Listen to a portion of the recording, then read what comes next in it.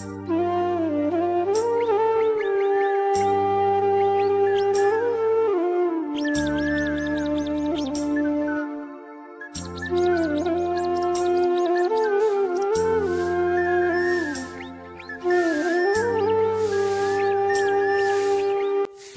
সকাল আমার প্রিয় বন্ধুরা, আশা করছি তোমরা যে যেখানে আছো ভালো আছো, সুস্থ আছো। বীরভূম জেলার ছোট্ট একটি গ্রাম থেকে আমি দৈবকী চলে এলাম আরও একটি নতুন ব্লগ নিয়ে। তোমাদের সকলকে জানাচ্ছি আমার ব্লগ চ্যানেলে অনেক অনেক স্বাগত, অনেক অনেক ভালোবাসা। তো বন্ধুরা, ভিডিওটা স্কিপ না করে সম্পূর্ণ দেখার অনুরোধ রইল তোমাদের কাছে। এখন বাজে সকাল 5:45। তো সকালবেলা উঠেই মাড়ুলি দেওয়া শেষ করে আমি যে উঠোনটা ঝাড় দিতে শুরু করলাম। তো দেখো এই যে গলিটা যেটা আছে, এখন আমি গলির দিকটা ঝাড় দিয়ে নিচ্ছি। আমাদেরকে মাড়ুলি দেওয়া, তারপরে ঘর মোছা, সেগুলো শেয়ার করলাম না। আর একটা ভিডিওতে তো সব কিছু শেয়ার করা সম্ভব নয়, তাহলে তো অনেক বড় হয়ে যাবে। আর যদি স্পিড বাড়িয়ে সব কিছু শেয়ার করি তাহলে হয়তো তোমাদের ভালো লাগবে না। তো যাই হোক, দেখো আমি মুরগি দুটোকে ছেড়ে দিলাম, আর ওরা খুব চেঁচামেচি করছিল বেরোনোর জন্য। শুভজিৎ রয় আমাকে কমেন্ট করেছে যে বৌদি তোমার ব্লগগুলো খুব সুন্দর হচ্ছে। তো কমেন্ট করার জন্য তোমাকে অনেক ধন্যবাদ। আর একটা কথা জিজ্ঞাসা করেছে যে তোমার চ্যানেল কি মনিটাইজেশন হয়েছে?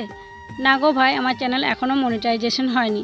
তো তোমরা যেভাবে আমাকে সাপোর্ট করছো এভাবে আমাকে সাপোর্ট করে যাও, তাহলে শীঘ্রই আমি মনিটাইজেশন করতে পারবো।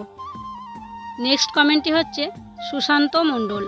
তো জানি না সে আমার বয়সে বড় না ছোট, দাদা না ভাই বলবো। তো যাই হোক, সে দাদা আমাকে কমেন্ট করেছে যে তিনি গঙ্গাসাগর থেকে আমার ভিডিও দেখছে। তো দাদাকে অনেক ধন্যবাদ। আর আমি সত্যি ভাবতে পারিনি যে এত দূর দূরান্ত থেকে মানুষ আমার ভিডিও দেখবে। তো তোমরা এভাবে আমাকে ভালোবাসা দিয়ে যাও, তাহলে আমি আরও এগিয়ে যেতে পারবো। তো দেখো, কালকে রাত্রে খাওয়া যে এঁটো বাসি বাসনগুলো ছিল সেগুলোকে আমি আগেই ঘাটে ডুবিয়ে রেখে গেছিলাম। তারপরে ঘরটা মুছে আমি এখন বাসনগুলোকে ধুয়ে নিচ্ছি। আর এই যে দেখছো সাইডে আরও বাসন ভেজানো আছে, এগুলো হচ্ছে কাকাদের বাসন। তো আমরা না গ্রামে সবাই এইভাবে আর কি বাসন ডুবিয়ে রেখে যাই, তারপরে একটা কাজ সেরে এসে বাসনগুলো ধুই। তাহলে কি হয় যে এঁটোগুলো লেগে থাকে, এঁটোগুলো না তাড়াতাড়ি উঠে যায়, ভিজে যায় তো একটু নরম হয়ে যায়, দিয়ে উঠে যায়, খুব তাড়াতাড়ি মাজা হয়, ধোয়া হয়। তার জন্য সুবিধার জন্য আর কি একটু ভিজিয়ে রাখি। আর সকালবেলা দেখছো প্রেশার কুকারটাকেও মেজে নিলাম। তো কালকে না আমি খোড়া বাটিগুলোতে তরকারি রাখিনি, প্রেশার কুকারটাতে ডাল সিদ্ধ করে ডালের তরকারিটা আমি প্রেশার কুকারে রেখে দিয়েছিলাম।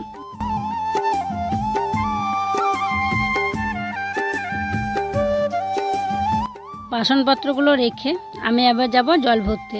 তো যে বোতলগুলো ছিল সেগুলো নিয়ে নিয়েছি, আর ব্রাশটাও নিয়ে নিলাম। একদম ব্রাশ করে মুখ ধুয়ে বাড়ি আসবো। তো দেখো জলগুলো ভরে নিয়ে আমি চলে এলাম। আর আমাদের এই কলটায় কিন্তু একদমই জল পড়ছিল না, তাই আমি গেছিলাম পাশের পাড়াতে জল আনতে। জল নিয়ে এসে দেখি রুদ্রসোনা উঠে পড়েছে। আর রুদ্রসোনার হাসি মুখটা দেখো। আর ও কিন্তু নিচে নামতে পারেনি, কারণ ও তো রাত্রে জুতো পরে থাকে রড দেওয়া 2 পায়ে, তার জন্য নিচে নামতে পারেনি। তো আমি এসে ওকে নিচে নামিয়ে নিয়ে একদম দেখো পুকুর ঘাটের ধারে নিয়ে চলে এসেছি ওকে ব্রাশ করাতে। তো এখানে ওকে হাঁস দেখাচ্ছি, মাছেরা খেলা করছে সেগুলো দেখাচ্ছি, গ্রামের প্রাকৃতিক দৃশ্যগুলো ওকে দেখাচ্ছি আর গল্প করছি, আর ওকে ব্রাশ করিয়ে দিচ্ছি। আর দেখো পুকুরের পাড়ের ঘরগুলোকেও দেখতে কত সুন্দর লাগছে।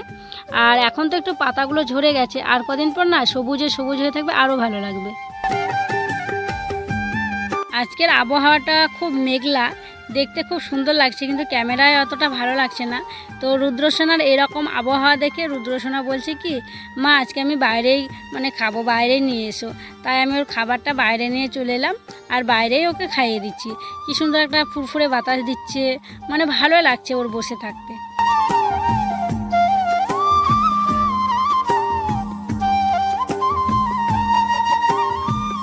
সকালবেলা ঘুম থেকে উঠেই রুদ্র বাবা গরু ছাগলগুলো বের করে দিয়ে একটু মাঠে গেছে, তাই আমি গোয়ালটা পরিষ্কার করছি। আর মাঝে মধ্যে আমিও করি, ও করে। ওই বলতে পারো মাসে 4 দিন আর কি আমিই করি। আর আমারই তো ঘর সংসার, আমাকেই তো সব সামলে গুছিয়ে রাখতে হবে, তাই না? বিয়ের আগে অবশ্য কোনো দিন করতে হয়নি, কারণ আমার বাপের বাড়িতে গরুই ছিল না। তো এখন এখানে যেটা কাজ সেটা তো আমাকে করতেই হবে। আরও গেছে কারণ কি বলো তো, কালকে তো আমাদের পেঁয়াজের জমিতে জল দেওয়া হয়েছিল, আর রাত হয়ে গেছিলো আর কি, সন্ধে পার হয়ে গেছিলো, তার জন্য খুব একটা ভালো দেখতে পাইনি। তো তাই বললো যে যাই একবার সকালবেলা ঘুরে আসি। আর আমাদের পাশে যে জমি আছে সেই জমিতে আর কি জল দিচ্ছে, যদি ভালো জল দেওয়া না হয় তাহলে ওদের পাইপটা আর কি আমাদের জমিতে আর একবার লাগিয়ে দেবে।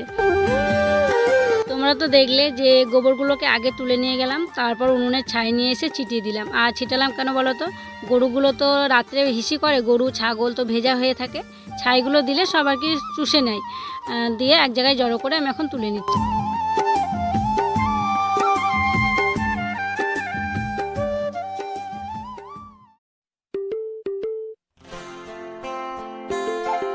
গোবরে যখন হাত দিয়েছি ভাবলাম যে গোবরটাও দিয়ে দিই। তো রুদ্রবাবাকে কদিন থেকেই বলছিলাম যে গোবর রাখার জন্য একটা গর্ত করে দাও, ওর আর সময় হয়ে উঠছিল না। তো দেখো অবশেষে একটা গর্ত করে দিয়েছে। আর কি বলো তো, গর্তটা না সবসময় প্রয়োজন পড়ে না।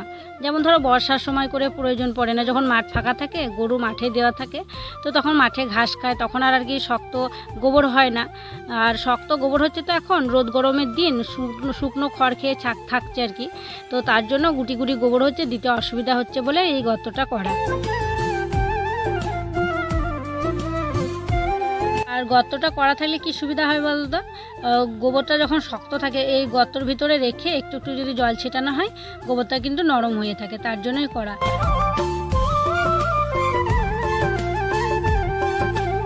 তো যাই হোক, দেখো পায়ে করে একটু নরম করে হাতে করে একটু ছেনে নিচ্ছি।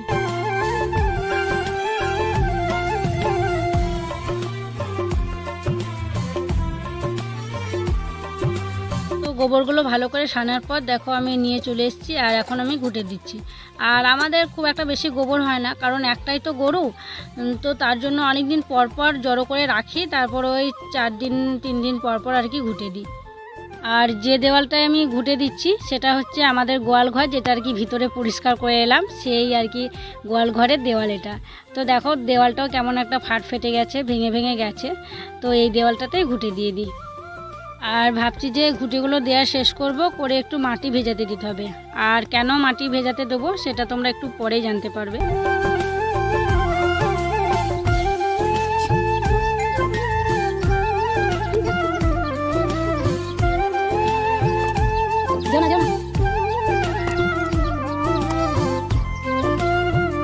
দেখো এখানে আমি 1 গামলা মাটি নিয়ে নিলাম, মাটি নিয়ে যাচ্ছে এখন বাড়ি। আর এগুলো হচ্ছে আমাদের সেই মাটির বাড়ি ভাঙা মাটিগুলো, তো সেগুলো নিয়ে গিয়ে আমি এখন জল দিয়ে ভিজিয়ে রাখবো। আর এটা কি কারণে ভিজিয়ে রাখছি বলো তো, এই যে মাটিটা ভিজিয়ে রাখবো এখন কিন্তু শক্ত হয়ে আছে, একটু পরেই কিন্তু নরম তুলতুলে হয়ে যাবে। এই মাটিগুলোই আমি হাঁড়ি কড়াইয়ে লেপবো। সকালে সমস্ত কাজ কমপ্লিট করে ফেললাম, তারপর তো একদম মাটি টাটি ভেজানোর পর স্নান সেরে চলে এসেছি। তারপর দেখো পুজো করার জন্য আমি এখন ফুল তুলছি। আর এই যে আমাদের বাড়িতে ঘিয়া জবার গাছ আছে, তো জবা ফুলগুলোই আজকে তুলছি। জবা ফুল তোলার পর কয়েকটা আকন্দ ফুলও তুলেছিলাম। তো সব ঠাকুরকে তো আর কি জবা ফুল দিতে নেই, তো শিব ঠাকুরের জন্য আকন্দ ফুলগুলো তুলে তো আমি এখন দেখো সব ঠাকুরকে ফুল দিয়ে দিলাম। আর আজকে কিন্তু আমি ঠাকুরকে চিনি জল দিচ্ছি আর কি। তো চলো এবার আমি পুজোটা করে নিই।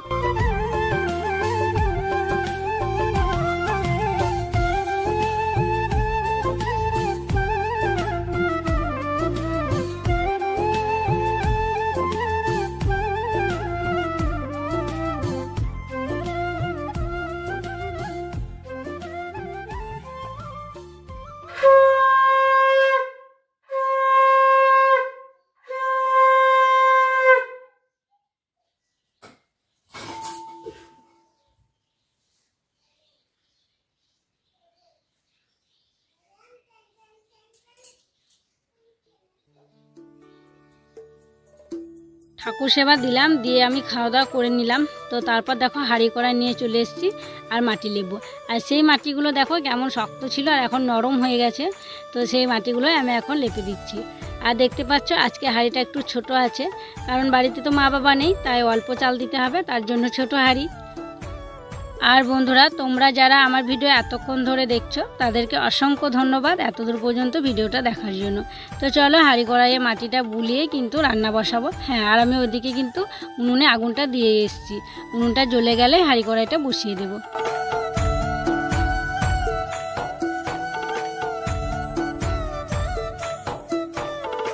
ওদিকে আমার হাঁড়ি কড়াইয়ে মাটি লেপতে লেপতে উনুনটাও ধরে গেছে, হাঁড়ি কড়াই বসিয়ে দিলাম। আর আমার উনুনটা দেখো একদিকেই জাল দিলে কিন্তু দুই দিকে হয়ে যায়, একদম গ্যাস উনুন। আমার তো এই উনুনটায় রান্না করতে খুবই ভালো লাগে। আমাদের গ্রামে প্রত্যেকের বাড়িতে এরকম উনুন, আর এরকম উনুন থাকলে রান্নাটা করা সহজ হয়, তাড়াতাড়ি হয়ে যায়। বন্ধুরা, আজকে তোমাদেরকে আর সবজিপাতি কাটা শেয়ার করলাম না, কারণ বাড়িতে কোনো সবজি নেই, শুধু আলু ছিল, তাই আলুটাই কেটেছি। দুদিন তো রুদ্র বাবা পুকুর পাড়ে গেছিলো, তো মাছ দিয়েছিল, আর তারপরের দিন কাকারা দিয়েছিল, হয়েছিল। আর অভাবের সংসারে রোজ দিন যে ভালো মন্দ জুটবে তা তো আর নয়।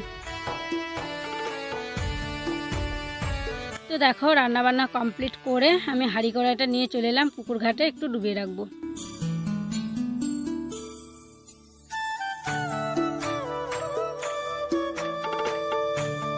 ভাত টাত খেলাম, তারপরে রুদ্রসোনাকে ঘুম পাড়ালাম।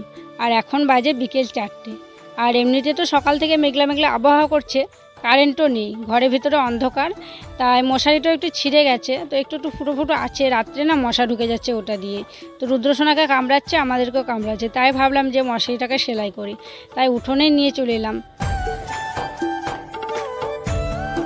আর একটা মশারি কিনবো করছি, কিন্তু কেনা আর হয়ে উঠছে না। তো যাই হোক, এটাকে আর কি পট্টি মেরে সেলাই করে এটাকে আর কি যতদিন না কিনছি এটাতে আর কি চালাতে হবে। তো যাই হোক বন্ধুরা, মশারিটা সেলাই করে সন্ধেবাতি দেব।